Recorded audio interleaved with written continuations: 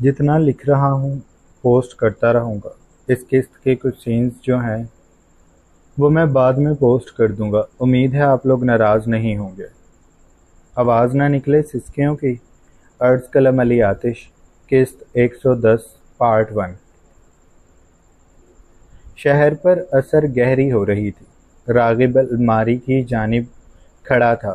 اپنی شرٹ نکال کر اس نے پہننے کے بعد اس نے بیڈ پر لیٹی ردھم کو دیکھا جو مسکرا رہی تھی۔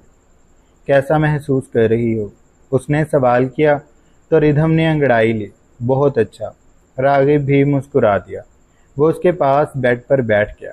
ہاتھ بڑھا کر ردھم کے چہرے پر موجود ریشمی زلفوں کو اس کے کان کے پیچھے کرتے ہوئے وہ بولا، لنچ میں ویسے تم لائی کیا تھی؟ ردھم ہنس دی۔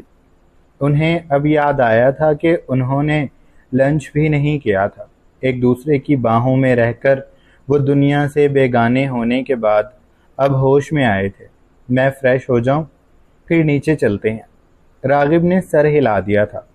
وہ اسے اٹھنے میں مدد کرتا باتھ روم تک لایا تھا۔ کچھ دیر بعد وہ دونوں ڈائننگ میں بیٹھے تھے۔ گرم سوجی کے حلوے کی میٹھی سی خوشبو چاروں جانب پھیلی تھی۔ راغب کے نتنوں سے جب یہ خوشبو ٹکرائی تو وہ چونکا تھا۔ اس نے بے چینی سے اٹھ کر کچن کی چوکھٹ میں جا کر ردھم کو دیکھا تھا۔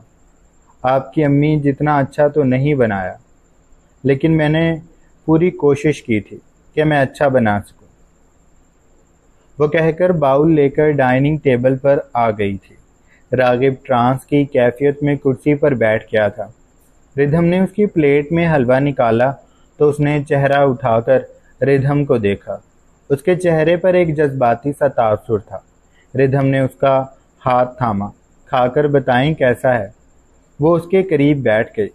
پہلے ذائقے پر ہی اس نے آنکھیں موند لی تھیں۔ یہ ذائقہ، یہ خوشبو کیا کچھ یاد دلاتی تھی۔ راغب نے آنکھیں کھول کر ردھم کے ماتھے پر بوسہ دیا۔ بہت اچھا بنا ہوا ہے، بہت شکریہ۔ اس کے چہرے پر واضح خوشی تھی۔ ردھم اس کے چہرے پر پھیلتی معصومیت کو بغور دیکھ رہی تھی۔ اس کا روم روم سرشاری میں ڈوب رہا تھا، لیکن اس کا دل بھی دھڑک رہا تھا۔ جب راغب نے حلوہ کھا لیا تو ردھم نے کہا، اس کے ہاتھوں میں راغب کا ہاتھ تھا، راغب، آج جو کچھ ہوا اس نے مجھے بہت ڈسٹرب کر دیا ہے۔ میں تھوڑا ریلیکس کرنا چاہتی ہوں۔ مجھے اس سب سے کہیں دور جانا ہے۔ اس نے کہنا شروع کیا تو راغب نے اس کا محبت سے گال تھپ تھپایا۔ میری جانا، بتاؤ کہاں جانا ہے؟ میں بھی آج والے واقعے کے بعد یہی سوچ رہا تھا کہ تمہیں اس ٹینشن بھرے ماحول سے دور لے کر جانا چاہیے۔ میں سمجھتا ہوں یہ سب کس نے کیا ہے، اس سے تو میں حساب برابر کر ہی لوں گا۔ پہلے تم مجھے یہ بتاؤ کہ تم نے کہاں جانا ہے؟ ردھم کے اگلے الفاظ پر راغب کے چہرے کے تاثر بدلے تھے۔ ہر رنگ نچڑ گیا تھا۔ راغب نے ردھم سے اپنا ہاتھ چھڑایا۔ ہم پیرس جا رہے ہیں، وہ کہہ کر کرسی سے کھڑا ہو گیا تھا۔ لیکن مجھے وہاں نہیں جانا، مجھے حیدرآباد جانا ہے۔ راغب نے سخت نگاہوں سے اسے دیکھا۔ ایک ہی بات بار بار میرے ساتھ مت کیا کرو، ہم وہاں نہیں جائیں گے، اس نے چبا چبا کر کہا، اور پھر وہ ڈائننگ سے نکل گیا۔ ردھم نے اپنا سر دونوں ہاتھوں میں تھام لیا تھا۔ راغب ایسے تو کبھی نہیں مانے گا۔ نمل آج جب یتیم خانے گئی تو دیا اسی کا انتظار کر رہی تھی۔ اس کے اندر داخل ہوتے ہی دیا نے اس کا ہاتھ تھاما اور اسے استقبالیہ سے دور لے گئی۔ فاخر استقبالیہ پر موجود تھا۔ اس نے بھی نمل کو دیکھ لیا تھا۔ وہ ابھی نمل سے کوئی بات کرتا کہ دیا نمل کا ہاتھ تھام کر اسے دور لے گئی۔ کچھ فاصلے پر جا کر راہداری میں جہاں رش کم تھا، دیا نے کہنا شروع کیا، تم نے فاخر سے بات کی؟ اس کے سوال پر نمل نے سر افسوس سے نفی میں ہلایا اور بولی، مجھے وقت ہی نہیں ملا۔ اس کی آنکھوں کے سامنے ایک کل والا واقعہ لہرا گیا۔ اسے شایان کی وہ بے تکلفانہ گفتگو ایک بار پھر سے یاد آ گئی تھی۔ اس کا خون کھولنے لگا تھا۔ اس کے جواب پر دیا کا چہرہ بجھ گیا۔ نمل نے دیا کے ہاتھ کو تھام کر اپنائیت بھرا دباؤ دیا اور بولی، مجھے جیسے ہی وقت ملے گا میں فاخر سے اس بارے میں بات کروں گی، تم بے فکر رہو۔ دیا پھر سے مسکرا دی۔ وہ دونوں جب فاخر کے پاس آئیں تو کچھ دیر آپس میں باتیں کرنے کے بعد نمل لیزا سے ملی، اور جس وقت وہ یتیم خانے سے نکل رہی تھی فاخر نے اسے آواز دے کر روکا۔ دیا بھی ان دونوں کی جانب متوجہ ہوئی تھی۔ فاخر نمل کے پاس آیا اور بولا، تم ہوٹل سے کس وقت فارغ ہوگی؟ اس کے سوال پر نمل نے ایک نظر دیا کو دیکھا جس کے چہرے پر دبا دبا سا جوش تھا۔ پھر نمل نے کہا، میں شاید 12 بجے تک فارغ ہو جاؤں۔ فاخر نے فوراً کہا، کیا میں تمہیں آج لینے آ جاؤں؟ وہ یوں ظاہر کر رہا تھا جیسے دیا ان دونوں کے قریب موجود ہی نہیں ہے۔ نمل پہلے تو شش و پنج کا شکار ہوئی، پھر اس نے کہا، ٹھیک ہے تم لینے آ جانا۔ فاخر اس کی بات پر خوش ہو گیا، اور اس کے عقب میں کھڑی دیا نے نمل کو ایسے اشارہ کیا جیسے آل دی بیسٹ کہہ رہی ہو۔ پھر نمل یتیم خانے سے نکل گئی تھی۔ مغرب کے وقت وہ ہوٹل پہنچی۔ شایان وہیں موجود تھا۔ اس کے اندر داخل ہوتے ہی شایان مدھم سا مسکرایا۔ وہ گہری نگاہوں سے نمل کو دیکھ رہا تھا۔ کل والا سراپا ایک بار پھر اس کی آنکھوں کے سامنے لہرا گیا تھا۔ نمل اسے اس وردی میں بالکل بھی اچھی نہیں لگ رہی تھی۔ اس کا دل کر رہا تھا کہ نمل کل کی طرح دوبارہ تیار ہو۔ اس کی نگاہوں نے نمل کے ہاتھوں کو دوبارہ اپنے حصار میں لیا تھا، جن پر ابھی بھی مہندی لگی ہوئی تھی، اور اس مہندی نے شایان کے دل کے تاروں کو ایک بار پھر چھیڑ دیا تھا۔ وہ کام کرتے وقت گاہیں بگاہیں نمل کو بھی دیکھتا تھا، پر نمل اپنے کام میں اس قدر مصروف تھی کہ اسے اندازہ ہی نہ ہوا کہ شایان اس کی جانب متوجہ ہے۔ کچھ دیر بعد شایان کا موبائل گونجا تو نمل نے ایک لمحے کے لیے چہرہ اٹھایا اور شایان کو دیکھا۔ اس کی بھویں سکڑی تھیں۔ اس نے فون اٹھا کر جب کان سے لگایا تو اس کے ماتھے پر تیوری نمایاں تھی۔ وہ میرے گھر کیا کر رہا ہے؟ وہ دبے دبے غصے سے بولا۔ دوسری جانب نہ جانے کون تھا، لیکن شایان اپنی جگہ سے کھڑا ہو گیا تھا۔ وہ تیزی سے گاڑی کی چابی اٹھانے کے بعد کیبن سے نکل رہا تھا جب نمل اپنی جگہ سے کھڑی ہوئی اور اسے پکارا، سر آپ جا رہے ہیں؟ شایان ایک پل کے لیے رکا۔ وہ اس وقت اتنے غصے میں تھا کہ اگر کوئی اور ہوتا تو وہ اس پر برس پڑتا، لیکن سامنے نمل تھی تو اس نے تحمل سے سر کو ہلایا اور بولا، ہاں میں جا رہا ہوں۔ آپ نے کہیں جانا تھا؟ اگر آپ نے بھی کہیں جانا ہے تو آپ جا سکتی ہیں۔ اس نے نمل کو بغیر مانگے ہی چھٹی دے دی تھی۔ نمل کو حیرت کا جھٹکا لگا، لیکن پھر وہ تشکر امیز نگاہوں سے اسے دیکھتی ہوئی اپنا سامان سمیٹنے لگی۔ شایان کیبن سے نکل گیا تھا۔ شایان کے جانے کے بعد اس نے اپنی تمام چیزیں سمیٹ کر اپنے پرس میں رکھیں اور فاخر کا نمبر ملایا۔ کال جا رہی تھی۔ دوسری بیل پر فاخر نے فون اٹھا لیا تھا۔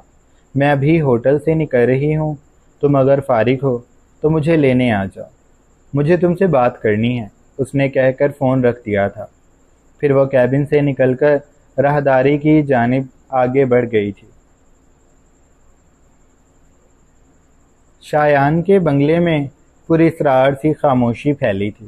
وہ لاؤنج میں سادے لون کے سوٹ میں بیٹھی اپنے موبائل میں مصروف تھی کہ تبھی اسے قدموں کی چاپ محسوس ہوئی۔ اس نے چہرہ اٹھا کر راہداری کی جانب دیکھا تو وہاں راغب کھڑا تھا۔ زیبا کی بھویں آپس میں ملی۔ وہ حیرانی سے موبائل کو رکھ کر کھڑی ہو گئی۔ تم یہاں کیا کر رہے ہو؟ اس نے حیرانی سے پوچھا تو سپاٹ چہرہ لیے کھڑے راغب نے اسے سلگتی نگاہوں سے دیکھا اور پھر وہ آگے بڑھا۔ زیبا کے بالکل مقابل آ کر وہ تقریباً دھاڑا، تم اپنی حرکتوں سے باز نہیں آؤ گی؟ تم نے ہی رابعہ کو میرے دفتر بھیجا تھا نا؟ تم کیا چاہتی ہو کہ میں انسانیت کا دامن چھوڑ دوں اور تم سے تمہاری طرح ہی کا سلوک کروں؟ زیبا کا تعجب سے منہ کھل گیا۔ یہ تم کیا بات کر رہے ہو؟ میں رابعہ کو تمہارے دفتر کیوں بھیجوں گی؟ اس نے حیرانی سے پوچھا۔ پھر راغب تلخی سے ہنسا۔ تو تم اس بارے میں نہیں جانتی؟ زیبا نے فوراً اس کی بات کی تائید کی۔ نفی میں سر ہلاتے ہوئے وہ پورے وثوق سے بولی، میں سچ کہہ رہی ہوں، میں اس بارے میں نہیں جانتی، تم ہر بار مجھ پر شک کیوں کرتے ہو؟ اس کے لہجے میں دکھ نمایاں تھا، لیکن راغب کو اس کے دکھ اور لہجے سے کوئی فرق نہیں پڑتا تھا۔ وہ ہنوز اسی غصے سے بول رہا تھا جو اس کے چہرے پر اس وقت دکھائی دیتا تھا۔ کیونکہ تم ہو ہی ایسے، یہ جو تم نے اپنا روپ بدل کر پھر رہی ہو نا، تمہیں کیا لگتا ہے کہ اس طرح سے تم نیک بن جاؤ گی اور میں تمہاری باتوں پر یقین کر لوں گا؟ زیبا، میں تمہیں آج آخری بار کہہ رہا ہوں کہ مجھ سے اور ردھم سے دور رہو، ورنہ میں اگر اپنی آئی پر آیا تو تمہارے لیے اچھا نہیں ہوگا۔ تمہیں منہ چھپانے کے لیے اس شہر میں بھی کیا، زمین اور آسمان میں بھی جگہ نہیں ملے گی۔ میں تمہارا وہ حال کروں گا کہ تم یاد رکھو گی۔ زیبا پہلے تو اسے افسوس سے دیکھتی رہی، پھر وہ گویا ہوئی، تم اس طرح سے مجھے ہراس نہیں کر سکتے۔ تمہارے گھر آ کر کچھ بھی ہوگا تو تم دندناتے ہوئے میرے گھر آ جاؤ گے اور مجھ پر الزام لگاؤ گے۔ میں ابھی اپنے بیٹے کو بلاتی ہوں، مجھے تم سے کوئی بات نہیں کرنی۔ اب میرا بیٹا تم سے بات کرے گا۔ راغب اس کی بات پر استہزائیہ انداز میں ہنسا۔ مجھے نہ تم سے ڈر لگتا ہے اور نہ ہی تمہارے بیٹے سے، جسے دل کرے بلا لو۔ زیبا نے اس کے کہتے ہی اپنا فون اٹھایا اور شایان کا نمبر ملا لیا۔ وہ لرزتی کانپتی آواز سے شایان کو بتا رہی تھی کہ راغب ان کے گھر گھس آیا ہے، اور پھر اگلے 20 منٹ کے اندر شایان بنگلے میں موجود تھا۔ اندر داخل ہوتے ہی اس نے آگے بڑھ کر راغب کو شانے سے تھاما اور ایک جھٹکے سے پیچھے دھکیلا تو راغب نے اسے کھا جانے والی نگاہوں سے دیکھا۔ تمہاری ہمت کیسے ہوئی میرے گھر میں گھسنے کی؟ تو میری ماں کو پریشان کرنے کے لیے پھر یہاں آ گئے؟ وہ حلق کے بل چلایا تھا، اس کی آنکھیں شعلہ اگل رہی تھی۔ راغب اسے چند پل کھڑا گھورتا رہا، پھر اس نے کہا، میں یہاں تمہاری ماں کو آج آخری بار کہنے آیا ہوں کہ مجھ سے اور میری بیوی سے وہ دور رہے، ورنہ اس کے لیے اچھا نہیں ہوگا۔ شایان نے آگے بڑھ کر راغب کا کالر پکڑنا چاہا کہ راغب نے اس کی کلائی کو سختی سے تھام لیا۔ اس کے ہاتھ کو پیچھے جھٹکتے ہوئے وہ انگلی اٹھا کر اس کی آنکھوں میں آنکھیں ڈال کر بولا، میں تمہارے ساتھ نرمی سے اس لیے پیش آتا ہوں کہ تم مجھے میرے بچوں کی طرح عزیز ہو۔ اپنی حد پار مت کرو، ورنہ اگر میں نے اپنی حدیں پار کی تو تم دونوں کے پاس کچھ بھی نہیں بچے گا۔ جس سانپ کے لیے تم لڑ رہے ہو نا، ایک دن یہی سانپ تمہیں ڈس کر جائے گا۔ تمہاری ماں کے خون میں وفا شامل ہی نہیں ہے، تم ایک دن پچھتاؤ گے۔ راغب کہنے کے بعد زیبا کی جانب متوجہ ہوا تھا، جو آگے بڑھ کر شایان کے بازو کو تھام چکی تھی۔ وہ خوف سے تھر تھر کانپ رہی تھی۔ راغب اس کی اداکاری کو چند پل دلچسپی اور حقارت سے دیکھتا رہا، پھر بولا، وہ چٹکی بجا رہا تھا، یہ آخری وارننگ ہے، اس کے بعد میں صرف ایکشن لوں گا۔ اپنی حد میں رہنا سیکھو، ہماری زندگی میں زہر گھولنا بند کر دو۔ وہ کہہ کر بڑے بڑے قدم بڑھتا شایان کے بنگلے سے نکل گیا تھا۔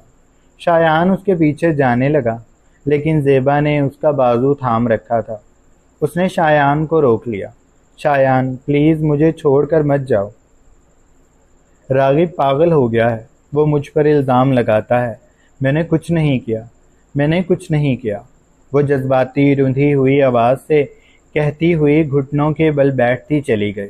شایان ماں کی بگڑتی طبیعت پر پریشانی سے گھٹنوں کے بل زیبا کے سامنے بیٹھا اور اسے اپنے آغوش میں بھر کر وہ اس کی کمر کو سہلانے لگا۔ ماں، کچھ نہیں ہوا، مجھے آپ پر پورا یقین ہے، یہ آدمی پاگل ہو گیا ہے، آپ اس کی باتوں کو زیادہ دل پر مت لگائیں، میں اسے خود دیکھ لوں گا۔ آج تو یہ اس بنگلے میں آ گیا، لیکن اگلی بار اگر یہ آیا تو اپنی ٹانگوں پر سلامت نہیں جائے گا۔ زیبا شایان کے سینے سے شدت سے لگی ہوئی تھی اور شایان کا پورا وجود غصے سے کانپ رہا تھا۔ اس کا خون تیزی سے رگوں میں سفر کر رہا تھا۔ اسے راغب کا یوں آنا اور ماں کو دھمکی دینا بالکل بھی اچھا نہیں لگا تھا۔ سمندر کے پانی میں رات کا اندھیرا گھل کر اسے تاریک کر چکا تھا۔ شہر کی روشنیاں جل رہی تھیں۔ ان کے سامنے سمندر کا پانی بہتا تھا، جس کی لہریں اٹھ اٹھ کر ریت کو بھگوتی ان کے پیروں کو چوم رہی تھی۔ سورج کب کا ڈوب چکا تھا، اب ہر طرف بس اندھیرا تھا۔ پانی کا شور اور تیز ہوا، ساحل سے اٹھتی وہ پرنم ہوا نمل اور فاخر کے وجود سے ٹکرا رہی تھی۔ فاخر نے پولو نیلی شرٹ کے ساتھ جینز کی پینٹ پہن رکھی تھی، جس کے پائنچے اس نے اوپر کر کے گھٹنوں سے کچھ نیچے کیے ہوئے تھے۔ نمل بے پرواہی سے سمندر کی اٹھتی لہروں کو دیکھ رہی تھی۔ اس کا دوپٹہ لہرا رہا تھا۔ فاخر اسے لینے آیا تھا۔ جب نمل اس کے پیچھے موٹر سائیکل پر بیٹھی تو فاخر نے پوچھا، کہاں جانا ہے؟ اس کے سوال پر نمل چند پل خاموش رہی، جیسے سوچ رہی ہو، پھر بولی، سمندر چلتے ہیں۔ پھر وہ اسے لے کر سمندر آ گیا۔ کسی بھی طرح کی کوئی بھی چیز کھانے سے نمل نے انکار کر دیا تھا۔ فاخر نے بہت اصرار کیا، لیکن نمل نہ مانی۔ اب وہ دونوں ہلکی پھلکی باتیں کر رہے تھے۔ نمل کی نگاہیں اٹھتی لہروں پر تھیں۔ پھر اس نے دھیرے سے گردن موڑ کر فاخر کو دیکھا، جس کے بال کشادہ پیشانی پر بکھرے ہوئے تھے۔ آنکھوں میں عجیب سی چمک تھی۔ دونوں ہاتھوں کو جیبوں میں ڈال کر وہ نمل کی جانب متوجہ تھا۔ وہ اسے ایسے سن رہا تھا جیسے نمل بہت کوئی خاص بات کر رہی ہو۔ وہ نمل کو ایسے ہی سنا کرتا تھا۔ فاخر، مجھے تم سے بات کرنی ہے۔ فاخر نے سر ہلایا، پھر وہ پراسرار انداز میں مسکرا کر بولا، مجھے بھی تم سے بات کرنی ہے۔ اچھا، پہلے تم کرو، پھر میں کروں گا۔ نمل کچھ چونکی، پھر بولی، ٹھیک ہے۔ اس نے اتنا کہہ کر گہرا سانس بھرا، پھر بولی، فاخر، میں یہاں تمہیں دیا کے بارے میں بتانے آئی ہوں۔ وہ تمہیں پسند کرتی ہے۔ فاخر اس کی بات پر حیران ہوا۔ اس کے ماتھے پر بل پڑے۔ اس نے ناسمجھی سے نمل کو دیکھا، جیسے وہ اس کی بات کو سمجھا ہی نہ ہو۔ کیا مطلب پسند کرتی ہے؟ نمل کی آنکھیں حیرانی سے پھیل گئیں۔ پسند کرنے کا کیا مطلب ہوتا ہے؟ وہ تم سے محبت کرتی ہے۔ وہ دھیرے دھیرے فاخر کو دیا کی محبت کے بارے میں بتانے لگی، اس کی تکلیف کے بارے میں بتانے لگی۔ وہ اسے بتا رہی تھی کہ دیا کتنی مجبور ہے، اور فاخر جیسے ساکت ہو گیا تھا۔ سمندر کی لہروں کا شور بڑھ گیا تھا۔ اب فاخر کو وہ لہریں یوں اپنی طرف آتی محسوس ہو رہی تھیں جیسے وہ پانی اسے نگل لے گا۔ نمل کی پوری بات کو سننے کے بعد وہ بولا، پر نمل، میں تو تمہیں پسند کرتا ہوں، مجھے تم سے محبت ہے۔ اسے لگا کہ اب اسے یہ بات کہہ ہی دینی چاہیے، پہلے ہی بہت دیر ہو چکی ہے۔ اس کے اظہار پر نمل پتھر کی ہو گئی۔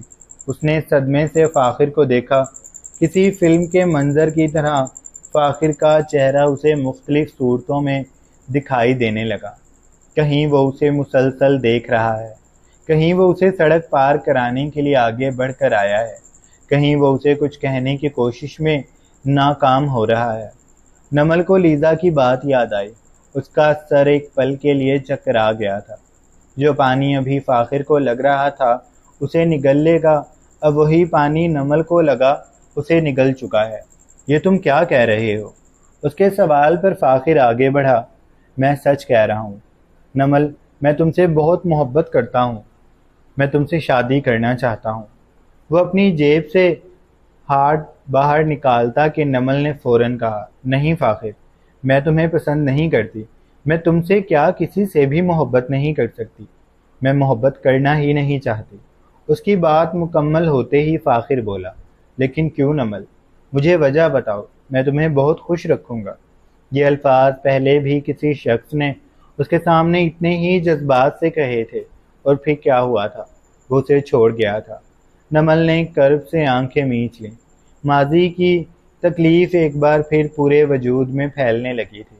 سمندر کی لہریں سر پیٹ رہی تھیں، ان کی آواز میں اداسیاں گھل گئی تھیں۔